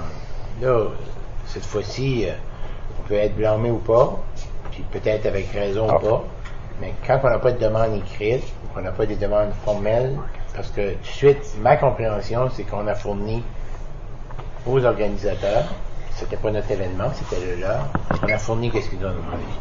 Fait, probablement que les gens ont raison, il manquait peut-être des choses, mais moi, qu'est-ce que je peux dire aux organisateurs d'événements? Prenez-vous à l'avance, envoyez-nous une demande par écrite avec qu'est-ce que vous voulez dedans, on va vous répondre. Puis il n'y aura pas ces oui-dire ou ces manquements, il peut y avoir des manquements, là. Puis c'est qui est responsable de l'organisation. Je pense que c'est ça la morale de l'histoire à soir. C'est faites-nous des demandes en bonne et due forme, longtemps assez d'avance qu'on peut répondre. Puis au niveau des terrains, puis au niveau du lignage, puis au niveau de la tonte de gazon, tout avait été fait avant le tournoi. Mais c'est pas ça le problème. Merci. Oui. Oui. Juste pour rappeler au membre du conseil que normalement, quand quelqu'un a une plainte ou veut faire une requête à la municipalité, il ne devrait pas passer par un membre du conseil. La demande, la plainte ou la requête doit être faite et adressée à l'administration pour que l'administration s'en occupe, parce que normalement, ce type de dossier-là n'est pas amené au conseil, à moins que l'administration ne peut pas rien faire ou refuse de faire ce qui est demandé. Là, la personne peut faire appel soit au directeur général, mais normalement, si quelqu'un a une plainte, elle doit être faite par écrit et non verbale, et non apportée par un membre du conseil. Conseillère Bien-Aimé. Merci, M. le maire. M. Saint-Cœur m'a aussi contacté et il m'a dit à peu près les mêmes choses qu'il a dit à M. le maire ce matin, qu'il avait été satisfait de la collaboration des gens de la municipalité dans ce tournoi-là. Il m'a aussi dit que oui, c'était un tournoi provincial et qu'il y avait eu quelques pépins, mais il dit c'est comme dans n'importe quoi qu'on organise, que ce soit un tournoi provincial, local, et peu importe quoi, là, quand on fait quelque chose à la perfection, là, il faut joliment que ça soit ça. Les petits pépins, ils risquent d'y en arriver partout. Il en est arrivé, il ne me les a pas toutes énumérés, mais il a dit que c'était sous contrôle, puis lors d'un prochain événement ou quoi que ce soit, il s'attendait à voir les choses s'améliorer. C'est à peu près tout, mais il avait été très satisfait de la collaboration de la municipalité. Oui, puis je sais qu'il a ajouté aussi qu'il avait contacté l'association provinciale pour ces détails-là ou rattaché à ces problématiques-là. C'était, en principe, réglé avec l'association provinciale. Oui, c'est vrai qu'il m'a dit qu'il a contacté l'association provinciale et discuté de cette problématique. Exactement. Exact. Autre question, commentaire. Toiture du marché centre-ville, 3.10. Alors, je sais qu'il y avait eu des questions, on a eu plusieurs questions puis résolutions par rapport à des résolutions qui avaient été, des appels d'offres qui avaient été faits, refusés. On a accepté la semaine dernière d'autres modifications. Il y avait des questions sur la couleur parce qu'à un moment donné, on parlait d'aller avec de l'aluminium, du métal. C'était beaucoup trop onéreux. Le conseil a refusé. On a décidé de retourner en appel d'offres avec du bardeau d'asphalte. Fait qu'il y a toute la question de couleur. C'est certain qu'on a regardé. Faut pas oublier que quand on va avec certaines couleurs, dont le rouge, avec le temps, ça peut changer de couleur, ça tourne au rose par après. Il y a plusieurs choses. Faut pas oublier non plus qu'aller avec du bardeau d'asphalte, si on va avec des couleurs différentes ou des gabarits différentes, ça a un impact sur le prix aussi. Puis on a une marge qu'on peut demander ou faire avec justement la question de couleur ou du gabarit. Ce que le greffier vient de me donner, c'est probablement, j'imagine, monsieur le greffier, l'exemple de qu'est-ce que ça pourrait faire ou l'accompagner ou les motifs ou ça va plus que ça. Il y a différentes couleurs que la compagnie peut faire ou offrir avec le genre de design ou de particularité qui est fait avec l'environnement. Conseillère Bien-Aimé. Merci, M. le maire. Je ne sais pas si on peut circuler. Moi, c'est pas l'histoire d'avoir du bleu, du rouge ou du vert, là. C'est pas ça du tout. Mais c'est qu'on ait une uniformité dans la municipalité pour les différentes infrastructures qui appartiennent à la municipalité. Si on décide de faire le marché centre-ville dans le brun roux, là, c'est juste une couleur qui va frapper quand vous avez ouvert le livre. Oui. Quand on va faire le centre d'information, le phare, que les couleurs s'adaptent à la même chose pour que dans la municipalité, qu'on puisse voir une continuité. Et si le phare, on sait que le phare, on ne peut pas mettre ça de n'importe quelle couleur. C'est ça, c'est blanc. Blanc et rouge. C'est ça. Le toit est rouge. Blanc et rouge. C'est pour ça que peut-être que la couleur rouge est venue pour la toiture du marché. Oui. Parce que le phare, c'est ça. S'il y a une couleur, ça fait qu'on essaie d'avoir un genre d'uniformité. Je ne sais pas de quelle façon, là, je ne suis pas architecte de rien de ce chose-là, mais qu'on essaie d'avoir une certaine uniformité pour quand on circule, que les gens puissent voir, ça doit appartenir à la ville parce que c'est fait de telle façon. Justement, vous apportez un point qui est intéressant. Je pense qu'à chaque fois qu'on a un projet, on a toujours ce même questionnement-là. Qu'est-ce qu'on met sur le toit? C'est quoi le revêtement extérieur? Je pense que dans le futur, je sais qu'on a des défis, là, mais si on peut régler l'histoire des routes, on aura peut-être moins de défis financiers. Puis si l'inflation peut changer un peu, ça va améliorer les choses aussi. Mais ça serait bien à un moment donné qu'on fasse faire un genre par des gens qui sont spécialisés là-dedans, un genre d'offre au conseil justement pour, on n'a pas tant d'infrastructures que ça, mais pour ceux-là qu'on a, si on a à faire des rénovations dans le futur, qu'on ait déjà des gabarits, qu'on dise, bon, ben pour les 10 prochaines années, voici les couleurs de couverture qu'on aimerait avoir, voici les revêtements extérieurs qu'on devrait avoir avec ces couleurs-là.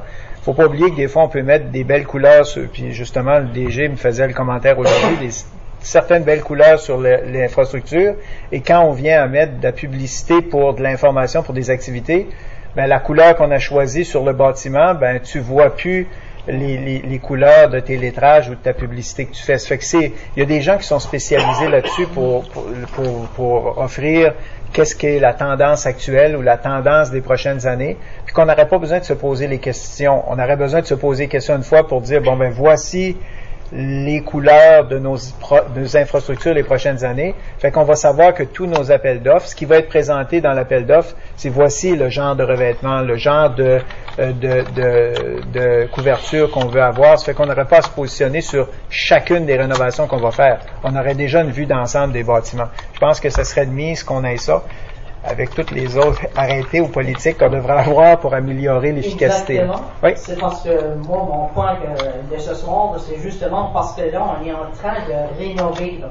Oui. On rénove la toiture du marché cette année. Elle ne sera pas rénovée de nouveau dans 5 ans. Là. Non. Peu importe qu'est-ce qu'on aura. En tout cas, c'était juste ma perception, puis un rêve peut-être. Oui. Ben, comme ça serait bien d'avoir une maquette du centre-ville et de nos infrastructures avec déjà la vision à 30 000 pieds, là, je sais que M. le DG parle souvent de ça, à 30 000 pieds, de comment on imagine notre municipalité dans 10 ans.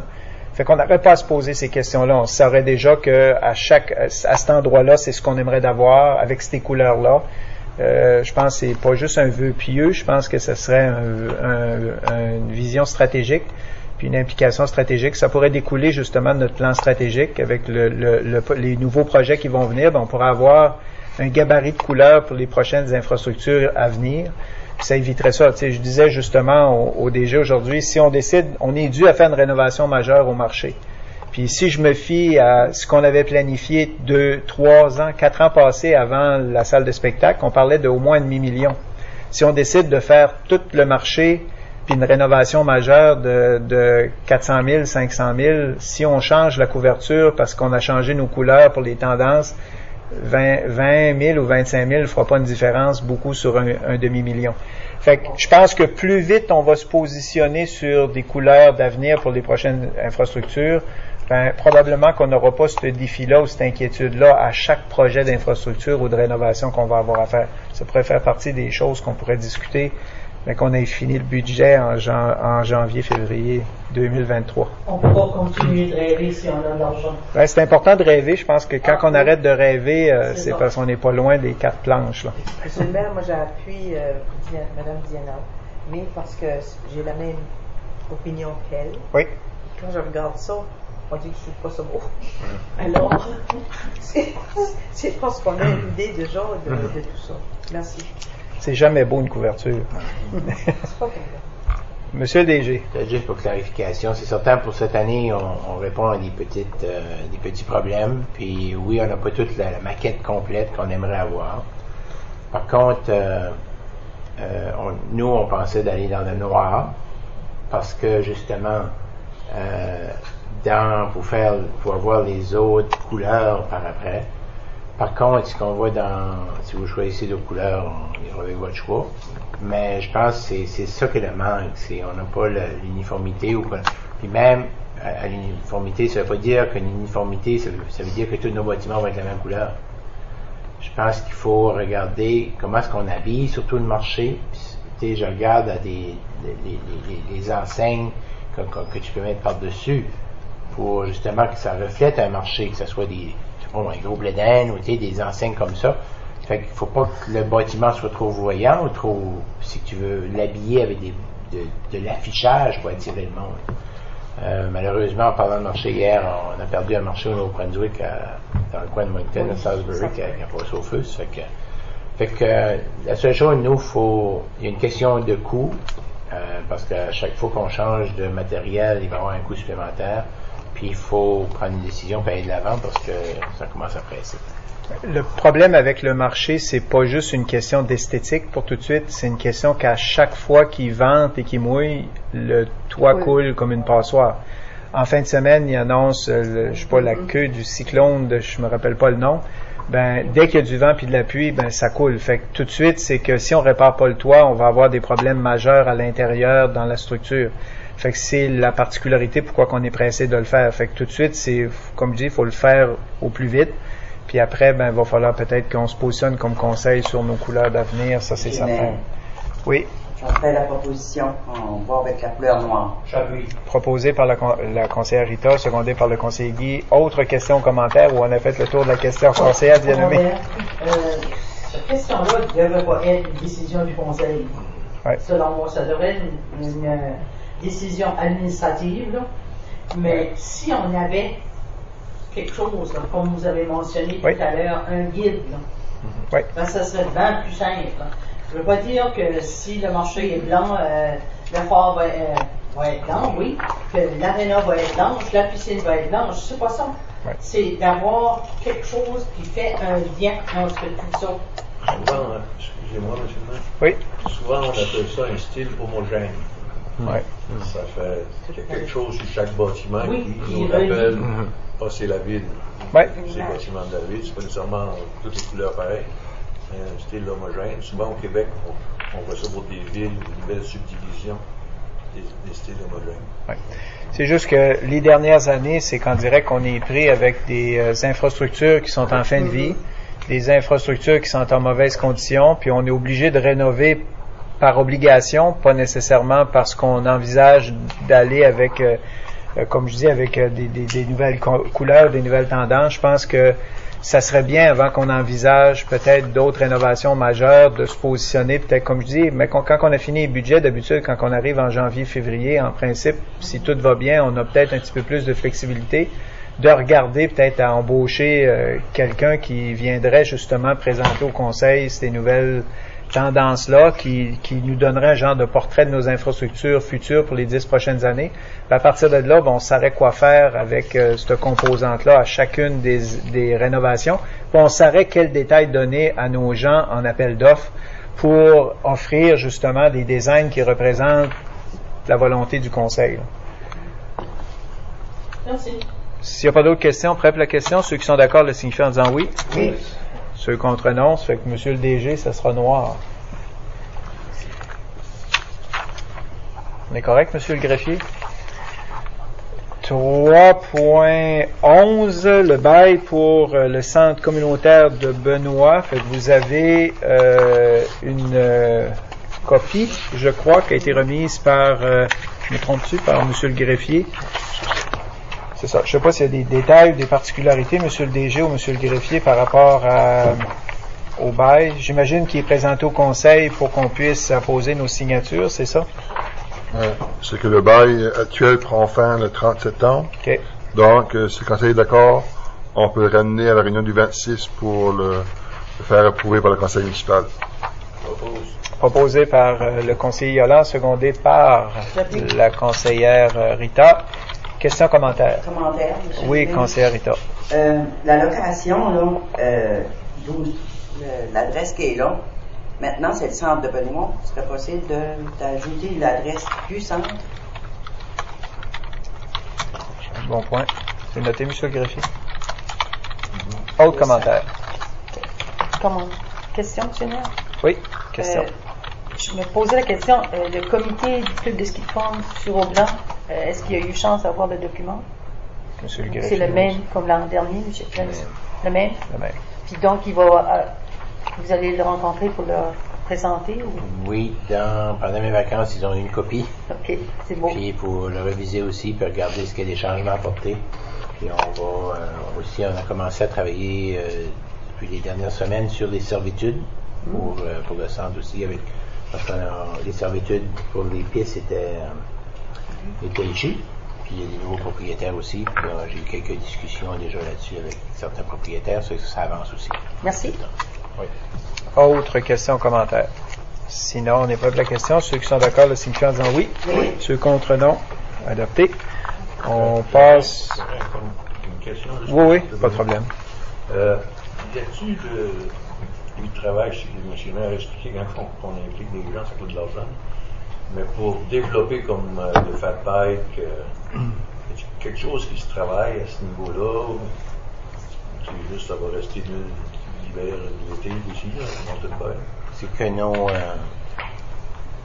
Mais la réponse est pas vraiment. Pas à la municipalité. Là. Je sais que il y a eu des discussions déjà avec les responsables du centre. La servitude, n'oubliez pas que c'est juste une servitude d'hiver qu'on a dessus. Fait qu'on va, vu que je peux encore dire que je suis nouveau, je pense, là. On va passer ce stage ici, voir comment est-ce que, parce qu'il y a des nouveaux propriétaires aussi qui ont des questions. L'hiver, c'est moins pire qu'à l'année. Puis après ça, il faudra voir comment est-ce qu'on peut développer ça encore en partenariat avec tout le monde. Encore là, c'est pas la municipalité un peu qui va avancer le projet, c'est plus les gens qui font du fat bike, là. Fait que voir comment est-ce qu'on peut amalgamer ça tous ensemble puis avoir un bon partenariat. Je pense que c'est possible, mais je pense qu'il faut prendre le temps de discuter avec tout le monde impliqué. Est-ce que le système des bouts a été remplacé? On a été chercher 3 prix, puis on a donné le contrat, puis il va être remplacé avant l'hiver. Merci beaucoup.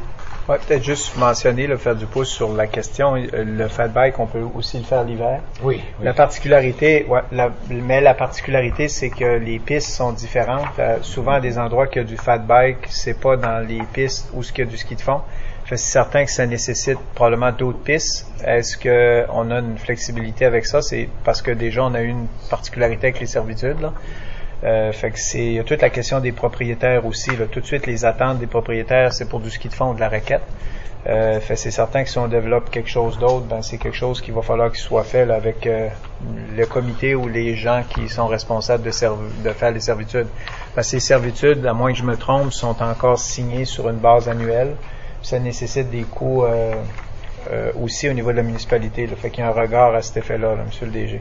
Oui, cette année, on a aussi demandé peut-être d'avoir des servitudes sur 2 ans au lieu d'une année.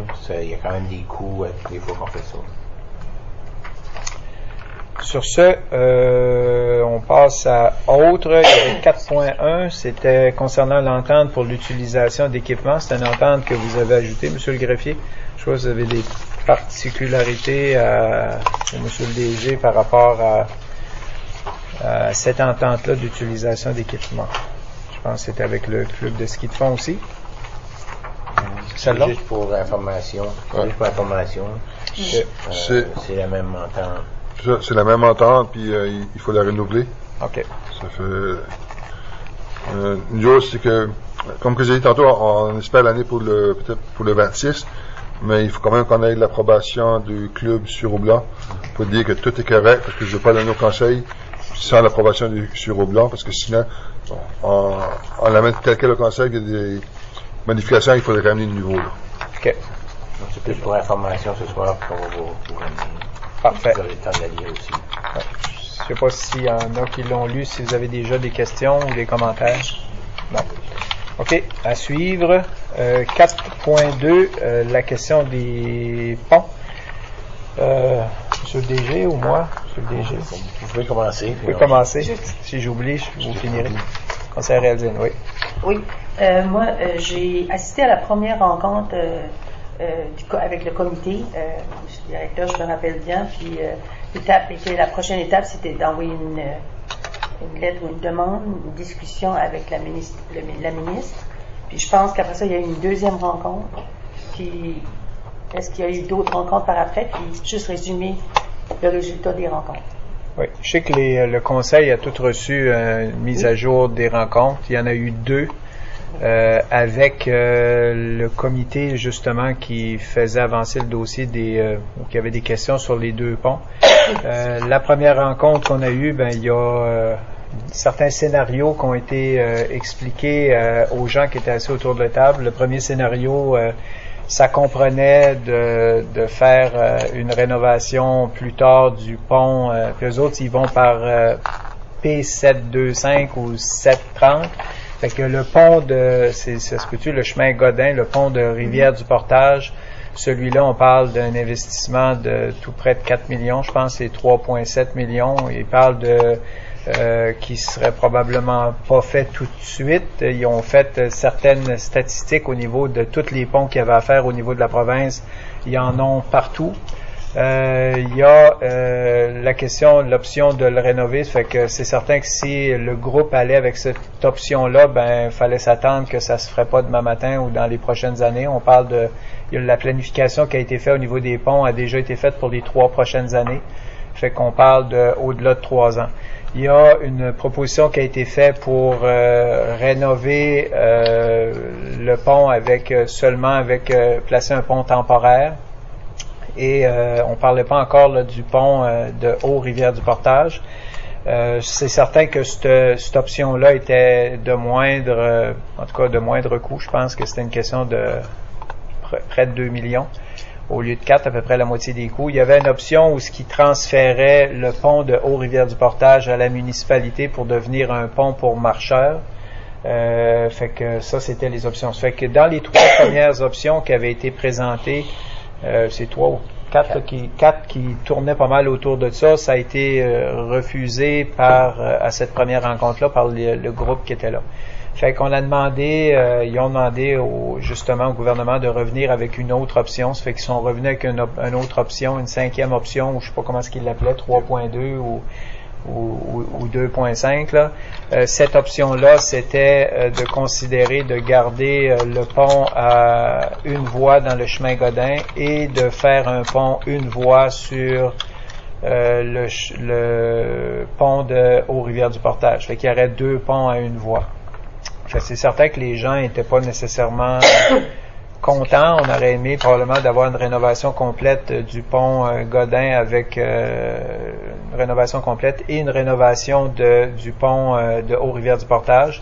C'est certain que si eux, dans l'optique de rénover le pont de Rivière-du-Portage, dans le chemin Godin, si ce pont-là est fait, le pont de Haut-Rivière-du-Portage n'existe pas. Les gens vont devoir faire le grand détour. Fait que c'était à la décision du groupe de décider qu'est-ce qui privilégiait. Soit avoir 2 ponts, une voie avec pour l'immédiat, en tout cas pour les 3 à 30 prochaines années, ou bien d'aller de l'avant avec une construction neuve pour le pont, mais le pont de Haut-Rivière-du-Portage, il n'y en aurait pas du tout, ou bien que la municipalité le prenne pour faire un pont de piétons, serait légué avec les frais, comme qu'on a mentionné, nous, hors connexion. On n'a pas le moyen de gérer les routes.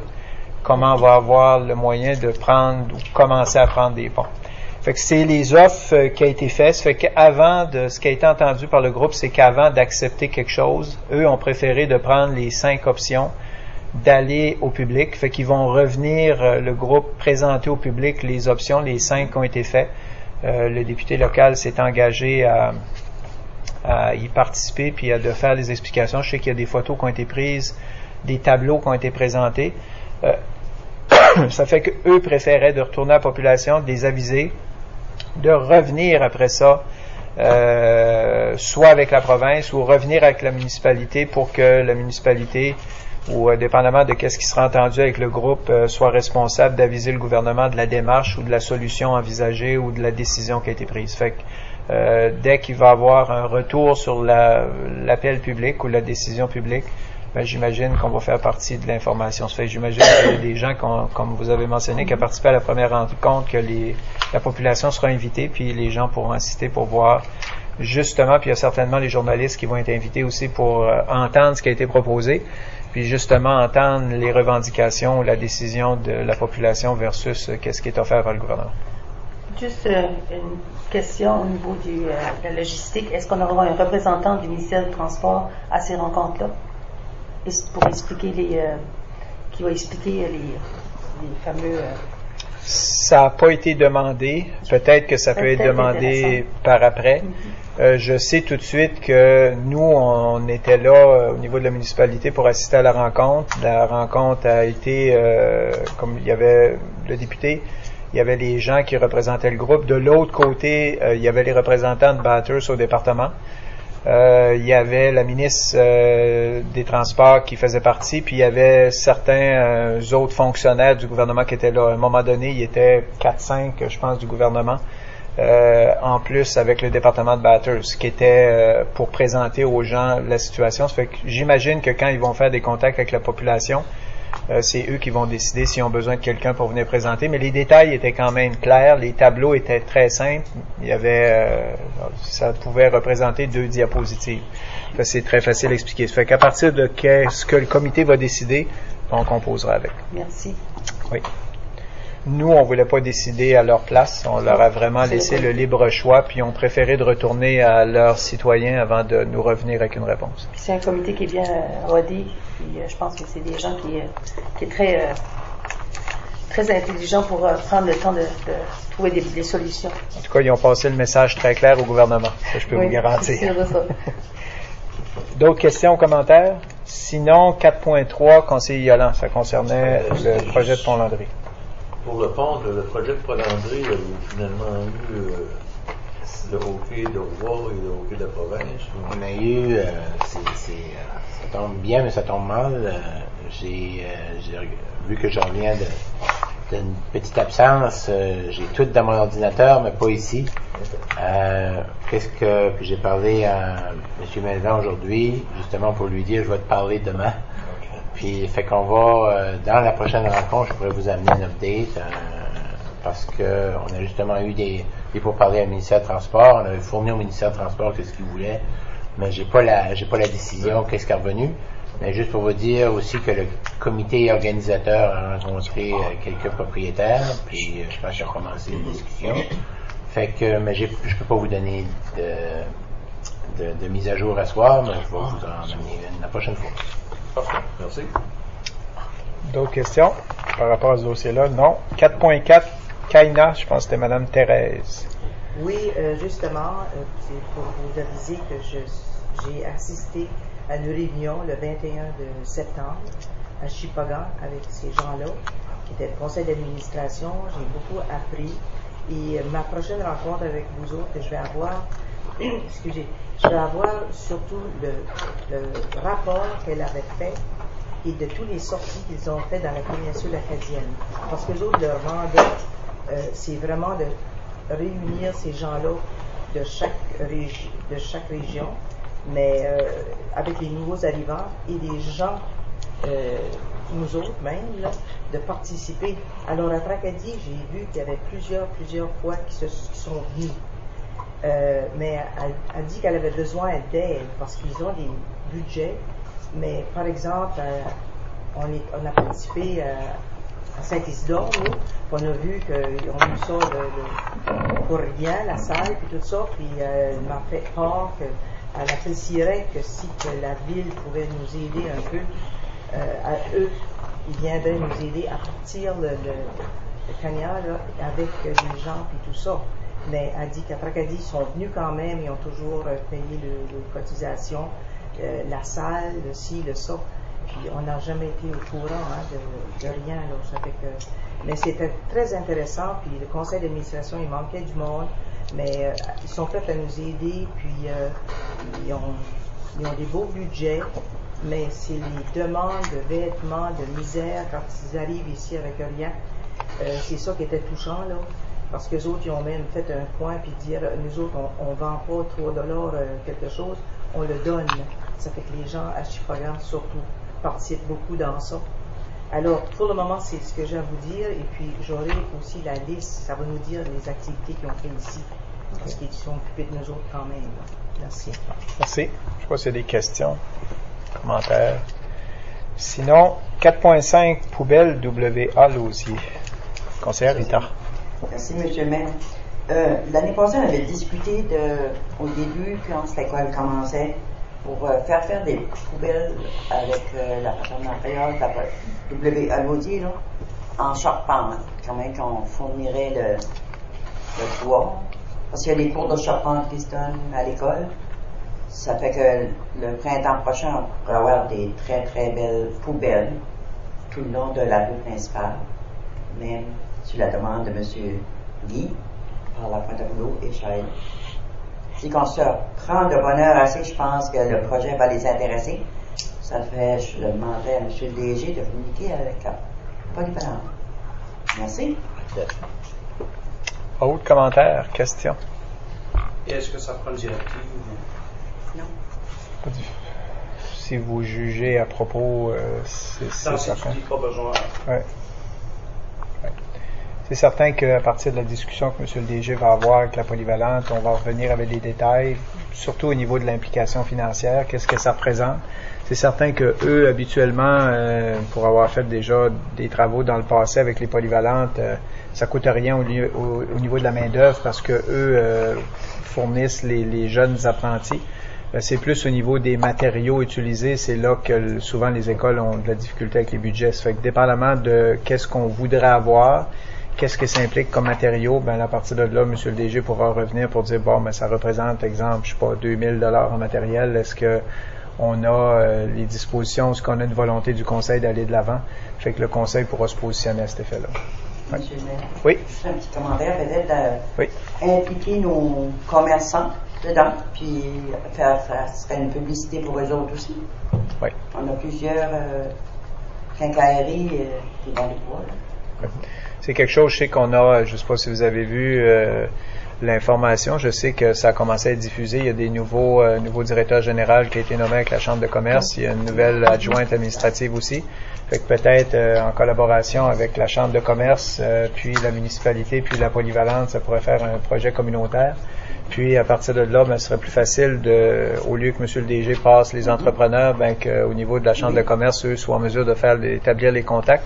Je sais que je sais pas si c'est pas une année ou 2 ans passés, ou c'est avec la Corporation Centre-Ville puis la Chambre de commerce, il y avait une question qui avait été posée, c'est peut-être pas un lien qui peut être fait avec la question des poubelles au centre-ville, mais il y a la véloroute, puis les gens qui se déplacent en vélo, puis pouvoir aller dans les commerces en vélo, puis pouvoir stationner leur vélo, puis pouvoir les barrer.